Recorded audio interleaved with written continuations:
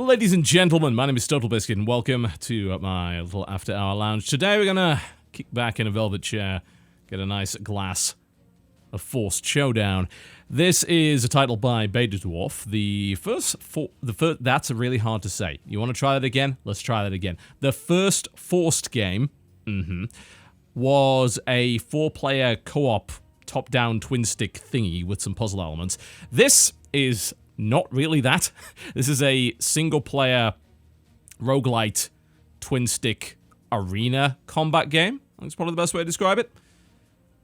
I don't even know if it's a twin-stick, really. It's probably not the best way to describe it, but it is a game in which you are thrown into an arena, which is part of a fantasy game show. You are expected to make your way through the various short arenas. Every time you do so, you will upgrade your character, and beat a couple of these arenas, you'll get to move on to the next level, and eventually, hopefully, beat the entire game show. This is the first game show, the Crucible. There are 2 more beyond this that you have to unlock, and they take quite a lot of work to do. Now, as usual with After Hour, I played the game for about an hour. I accidentally played it for 2, just sort of in one session, because I was actually rather enjoying myself. And this is a surprise to me, because when I initially tried this game a couple of months ago, it didn't click within sort of the first 10 or so minutes. And I'd sort of put it aside and went on to something else and never really came back to it. But I decided to give it another whack, and I'm kind of glad that I did, because I think I get what it's trying to do now. So we're going to jump right into it and show you exactly how this works. We've got 2 of the 4 characters unlocked here, the Squire of Light and Volko, who's a fellow with a hammer. We also have a couple of companions available. We're going to go with Brutus here, I think. He's a sort of dinosaur thingy. He'll come and help you out. And I also get to choose a deck. Now, this is an odd one, isn't it? A deck? What? Is this a CCG? No. But they've integrated some card collecting mechanics into it, which make things rather interesting. It's a bit of a different spin on the roguelite progression. So, this deck is full of cards that I will be able to buy throughout my arena run. So if I jump in here... Welcome to yet another exciting round of Forced Showdown! The only show in the galaxy with lives on the line. As always, the rules are that the contestant must fight his way through numerous titans, earning points along the way. Tonight's show will be The Crucible. At the end of the hall stands the ultimate challenge.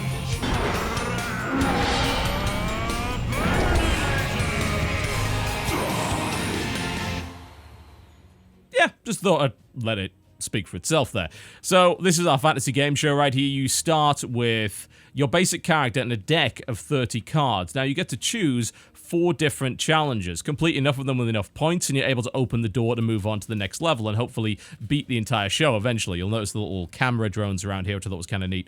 Now, your character has a couple of different abilities. In this case, you've got the sort of basic attack right here, which is a charged beam that ends with a big shot right there. I have an AoE, which has a knockback effect, and I also have this shield, which will absorb all damage for a couple of seconds. Now, I can change the attributes of these by acquiring cards, and I'm going to jump right in here. Now, each of these challenges has a different attribute and modifier to it. So this is Laser Leash. There are more enemies, but there is a beam connecting me and my companion that's going to do damage whenever anybody walks through it.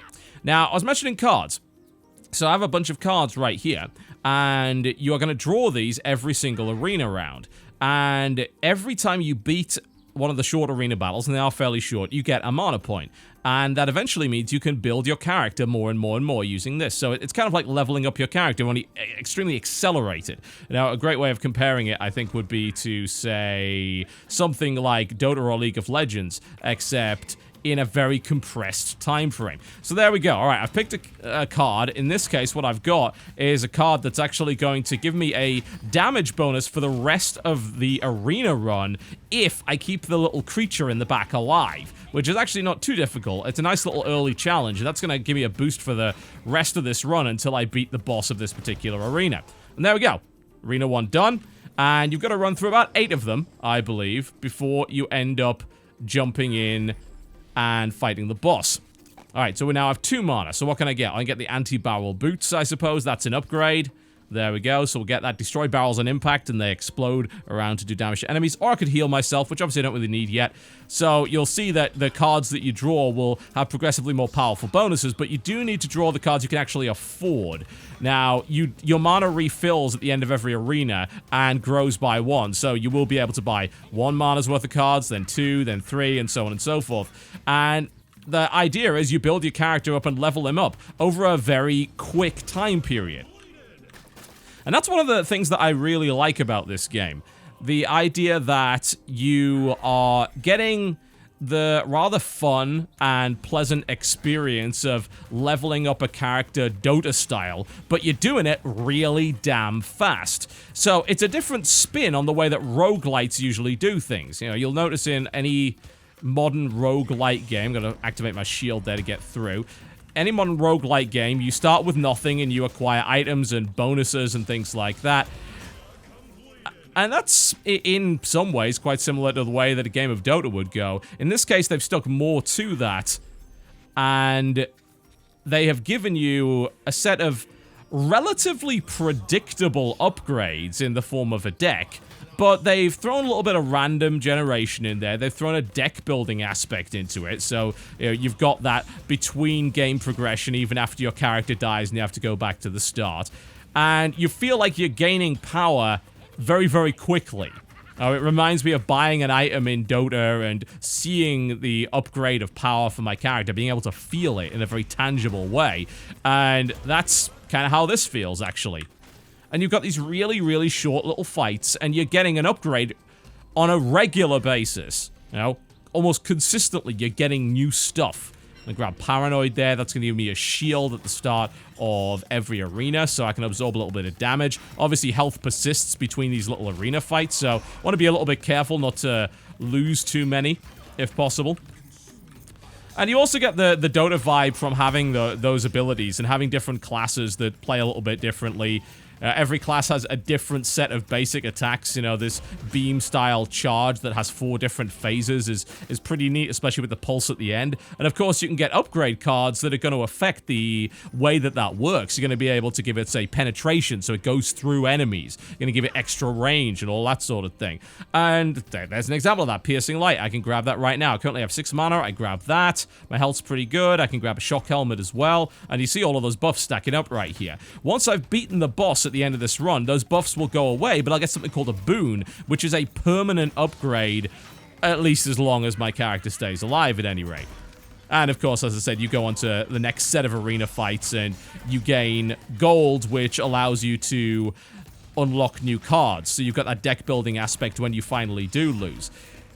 I think that a good roguelite generally has a lot of between-game progression. I think that's one of the defining characteristics of the roguelite subgenre. Assuming you can even call it that. You know, you can apply it to different genres. I think a lot of it really comes down to not so much a genre, but a style of progression. And this game does a really good job of consistently giving you new stuff to play with. So every time you go through it, you've got these randomly generated little arenas. You know, they're not overly complex. You have a reasonable selection of different enemies that you've got to figure out. And then you have a sort of double whammy of variety in the form of not only deck building, but of course also the fact that there are draw mechanics. So the cards that you get every time you go through, they're semi-predictable, but they're not always going to be the same. Alright, I'm going to grab, I think, increased blood flow here for extra HP. I'm going to go Ooh Shiny, which is going to give me a nice, cheap upgrade. On Arena Start, summon an ally from the current world. Alright, sounds good. There we go. And that's going to give me an allied creature, which is going to fight for me. And now we're going to do a little boss fight. Incidentally, every one of these boss fights, as you probably noticed, also affects the arenas before it. Those landmines that were being dropped, they're being dropped by the boss, and every time you fight a different kind of boss, he's going to cause those hazards to spawn in the levels prior to that, which I thought is pretty neat. Also, apparently on the higher difficulty levels, the bosses also get cards so they can upgrade themselves. So, again, that adds a different set of variety as well, because they're going to gain some different abilities and powers every single time. These boss fights are pretty enjoyable too, you know, a lot of different abilities. You've got to carefully use your abilities to absorb theirs and also make sure that your build is as optimal as possible while also dealing with the sort of random nature of it. So there's a good amount of decision-making involved in this, which some roguelites don't necessarily have. You know, you pretty much rely on what the game drops. Here, since you can affect what the game is going to drop, and you have a predictable amount of resources that gradually build over the course of the run, you're able to create builds on a more reliable basis. You know, of course, there are some roguelites that let you create builds, certainly. In fact, almost all roguelites do, but I think this game lets you do it on a more reliable basis, a more consistent basis. I think that certainly has value. All right, what do we want to do here? So this is our boon. I'm going to get plus 20 health here. So that's going to persist until I die, basically. And the more points I get, the more boons I get, and eventually, once this bar is filled up, I'll be able to challenge the boss to move on to the next floor. So what do we got here? We've got a couple of different options. Where do we want to go is the question. Usually you hover over this. Now, oh, there we go. Yeah, so that's a magnetic weapon, fluctuations, that it increases and decreases the cost, and supplies chaotic illumination. So that would start me with an item. We'll go with fluctuations. I like fluctuations because it can make cards either one cheaper or more expensive. So you can unlock stuff pretty fast. All right, we're going to be fighting Ratbo the Exterminator here. Now, the combat system I find to be pretty damn enjoyable. As said, feels a bit Dota, but it also has that twin stick aspect to it as well. And you've got to be pretty damn careful. These are... I'm going to re-roll all of these because they're all one more expensive, so I'm hoping to get some cheaper ones here. There we go, much, much better. Oh, mana boost is 1 cost, that's not great, but I get piercing light for 1, and I can stack it as well. So, you know, a lot of these cards actually do stack, so I'll be able to probably grab mana boost next and then... You know, get some extra stuff there. So that's a pretty strong start there.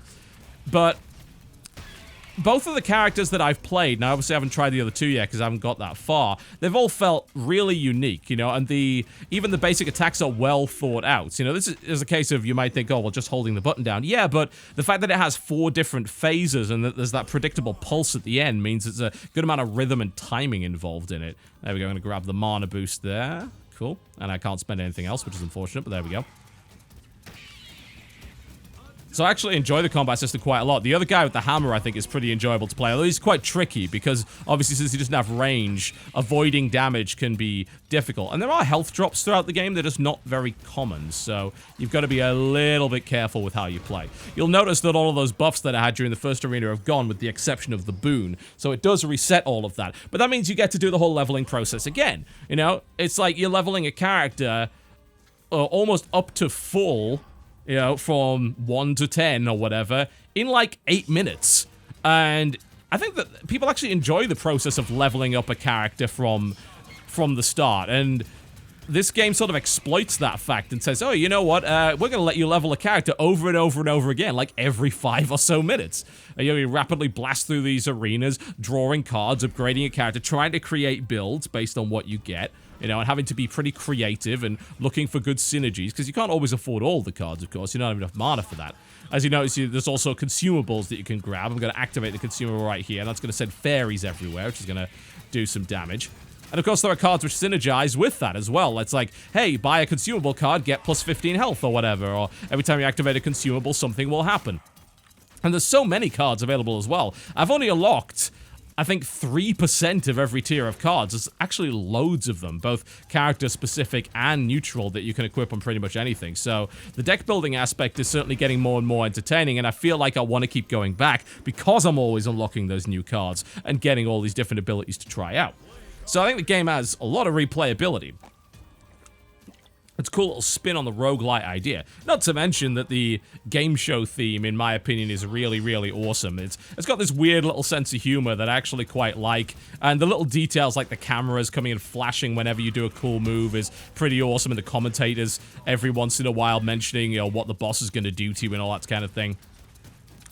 It's a really cool little spin on it. Not to mention, by the way, it actually has a lot more content than this. There are daily challenges that you can unlock, and there are leaderboards and mastery ranks that you can get. So, you know, if you decide to get really, really good at it, then there are plenty of things to do. And plus, you can get rare loot from those runs as well. So there are definitely reasons to do it. It's actually a shame that they don't unlock that from the start. I think that might be the so-called season mode that's in the menu. You've got to beat the Crucible to actually get that far. I guess it's supposed to be really, really hard. I've yet to beat the Crucible, I'm going to be honest. I'm not that good at games like this. But that doesn't mean I've not had fun with it. I've actually had quite a lot of fun with it.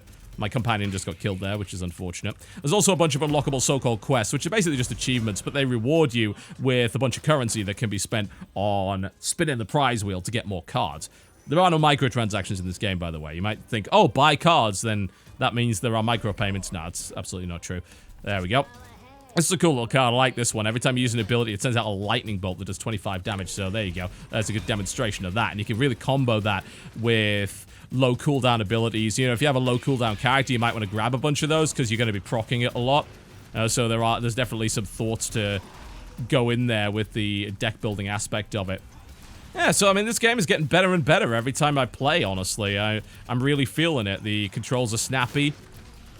Good amount of stuff to do. I'll say that, you know, I have been frustrated from time to time, as I tend to get with quite a lot of roguelites. I mean, there are a couple of cards which sort of have downsides, and you really can kind of screw your build up if you pick the wrong cards. I got one called the Masochist Blade, which does a bunch of extra damage, but every time you hit, there's like a certain chance to do damage to yourself that's unblockable. I ended up against a boss that I couldn't figure out exactly how to do damage to him. He seemed to have like a permanent shield on. I ended up just killing myself through the hits, which was really frustrating because obviously I'd spent a bunch of time getting there and I felt a bit cheated at the end of that.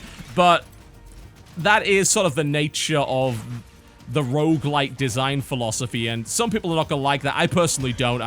I find that to be very irritating. There is a sort of live and learn aspect to it, but considering, you know, your character dies and you have to start again, I sometimes find that I feel like I've wasted my time there. But with the amount of unlocks and the fact that you're constantly getting new cards, unlocking characters and things like that, it does take a little bit of the sting out of that tail. Alright, we're gonna grab, let's see, we'll go with thick skin to reduce incoming damage there. And now it looks like I'm gonna get a chance to try and fight the end of level boss. This is actually the guy that I was having trouble with, by the way. And that's not a great little modifier. We have to discard the leftmost card from the hand and draw another one every time, so that's a little bit less reliable. I obviously don't want to draw Healing Factor because that's going to get discarded. So let's mulligan that. Let's mulligan everything but Paranoid. Try and get some cheaper stuff. Obviously, you really don't want to waste your mana if possible. Unfortunately, I'm going to here because I don't have anything that I can buy. But for Showdown's a nice little spin on it. Like I say, game show theme's really cool, and it's that compressed sort of arena brawler with a little bit of Dota feel to it. A little bit of twin stick in there for good measure. It's a nice little mashup of genres, mechanics, and ideas, actually. Well presented, runs well from what I can tell. And it's got a boatload of replayability, thanks to this card system. What an interesting use of the card system. I think that a lot of games just throw stuff like the card system in there because it's sort of the flavor of the month, as it were. It's like everything's gonna have some kind of collectible card element to it, but here it really feels like there's a good purpose to that. You know, as opposed to other roguelites where there's a huge loot table and there are drop rates for things. Here it's like, well, you know, you can actually affect the drop rate in some way, but you still get the sort of the enjoyable nature of that random element and not knowing what you're going to get. It strikes a nice little balance, I think, between the two. And that deck building aspect genuinely adds to the game. It doesn't feel gimmicky. It feels like it adds palpable progression. I dig that. I'm gonna grab a fusion power right there. Could grab the minor heal, but I'm gonna take the risk of not doing that. So yeah, you might want to give this a try. Like I said, I'm gonna keep playing this because I have had a good amount of fun with it so far, and I'm glad that I decided to give it a second shot. Now, the initial impression left me a little bit cold. I found the combat to be a little bit dull, but then I realized, actually, you know, it's not just about the combat. It's about how you can alter that basic combat system with the cards, and as a result create a different experience every time and give you a good reason to keep playing it so you can unlock more ways to modify that combat system and make it more interesting. Pretty damn cool. Oh, we can get another one. There we go. Let's grab another fusion power and then an overcharge. By the way, this procs this attack twice, so you go bang and then it does it again, which is really great. So if you stack it up with something else that upgrades it, you can create some crazy combos. You know, stack it up with, say, the thing which does the lightning damage every time you use an ability, and things can get a little bit nuts. And it's so satisfying to create that big wombo combo. Like, that's the sort of thing that people really like in games like Binding of Isaac as well, and that feel is here too. It just, in terms of the combat, I think feels like a lot more accomplished than games like that. And it suits me, because I've played a bunch of Dota-style games, and I like the activatable abilities and things like that. Cool. Digging it. There we go. Let's grab 2 piercing lights there as well. This is called Forced Showdown, ladies and gentlemen.